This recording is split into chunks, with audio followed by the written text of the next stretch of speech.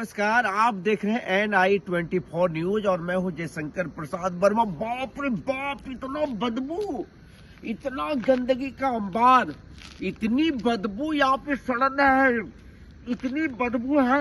मैं अपनी नाक बंद कर ले रहा हूँ। मैं थोड़ा आगे बढ़ने का प्रयास कर रहा हूँ। धीरे धीरे आप आगे आते जाएंगे। ओह बाप रे बाप, मुझे घुटन महसूस हो रहा है। मैं आपको ये बताने का प्रयास कर रहा हूँ कि यहाँ से कर्मा की जो दूरी है मुश्किल से 200 मीटर की दूरी है, लेकिन यहाँ पर कर्मा चौकवासी जो दुकानदार है वे सारा कचरा सड़क के किनारे फेंक दिए हैं और इस तरफ प्रशासन का भी थोड़ा सा भी ध्यान नहीं है।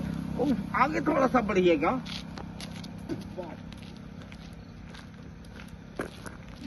ये देखिए, इतना सारा गंदगी कि यहाँ बदबू ही बदबू है।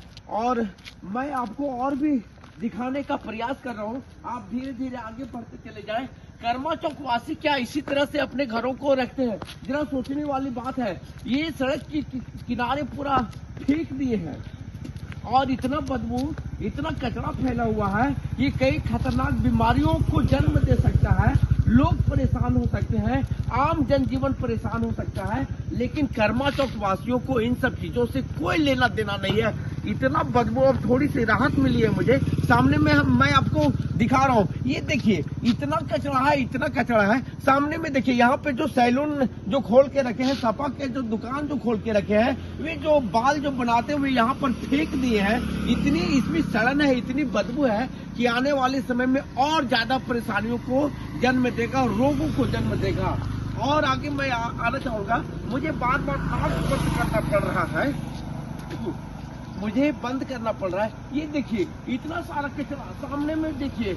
मान से समझिए कि 200 मीटर की दूरी पर साप्ताहिक बाजार 2 दिन लगते हैं। यहाँ पर मुर्गा, मछली वगैरह वगैरह कटिंग छटिंग जितने भी होते हैं सब यहीं पर फेंक दिया जाता है और सड़न भरी यहाँ पर बदबू आपको देखने को मिल जाएगा। मैं यहाँ पे खड़ा भी नहीं हो पा रहा हूँ। मैं थोड़ा सा और आगे बढ़ने का प्रयास कर रहा हूँ, लेकिन प्रशासन की इस तरफ कोई ध्यान नहीं है, ना स्थानीय जनप्रतिनिधि की इस तरफ ध्यान है। आप देख सकते हैं, थोड़ा सा और आगे आइएगा, इतनी बदबू है। आखिरकार ये बदबू अचानक के शाम के समय में बढ़ जाता है, जैसा कि मैं जानता हूँ। और आपको भी मैं बताना चाहूंगा कि जब भी आप यहाँ से गुजरे तो नाक को जरूर कुछ देर के लिए बंद रखें। और अंत में मैं थोड़ा सा इस साइड आने का प्रयास करता हूँ। मुझसे बदबू की जो सड़न भरी जो बदबू था वो मुझसे सहा नहीं जा रहा था, इसलिए मैं अब सड़क के इस तरफ आ चुका हूं और मैं आपको ये अब मुझे राहत मिल रही है। मैं अब पहुंचा हूं इधर। मैं जयशंकर प्रसाद वर्मा, मैं ये कहना चाह रहा हूं कि यहां से 13 किलोमीटर की दूरी पर विश्व प्रसिद्ध पर्यटन स्थल मां भद्रकाली टेम्पल है और 13 किलोमीटर की दूरी पर मां भद्रकाली पर्यटन स्थल होने के बावजूद भी आपको गंदगी देखने को मिल रहा है। अभी भी हल्का हल्का हमें सड़न भरी बदबू आ रहा है मेरी नाकों तक। मुझे बार बार नाक बंद करना पड़ रहा है। मैं आपको ये बताने का प्रयास कर रहा हूँ कि ऐसा नहीं होना चाहिए था। कर्मा चौकवासी जो फल का दुकान करके रखे हैं, सपा का दुकान करके रखे हैं, या किसी भी तरह का दुकान करके रखे हैं, देखिए यहाँ पर फिर बहुत, देखिए सामने में इतनी सारी गंदगी है, मुझे नाक बंद करना पड़ रहा है सर।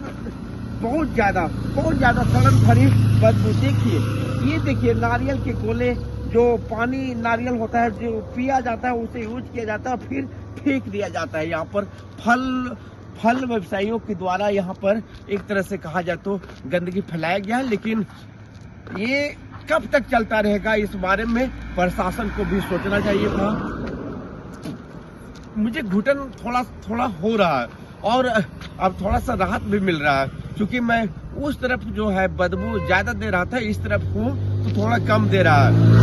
मैं ये कह रहा था कि विश्व प्रसिद्ध पर्यटन स्थल मां भद्रकाली की जो दूरी है 13 किलोमीटर है और जब श्रद्धालु हजारीबाग तरफ की इधर से, हजारीबाग इधर है, हजारीबाग की तरफ से या रांची की तरफ से या टाटा की तरफ से जब लोग श्रद्धालु मां भद्रकाली की दर्शन करने जाते हैं तो सबसे पहले इसी गंदगी का सामना करके जाना पड़ता है। सड़न भरी बदबू को अपने फेफड़े के माध्यम से पेट के अंदर में ले जाने के बाद ही मां भद्रकाली की दर्शन करना पड़ता है, जो काफी अफसोसजनक है। न्यूज ANI 24 न्यूज में अभी बस इतना ही। आप बने रहें मेरे साथ।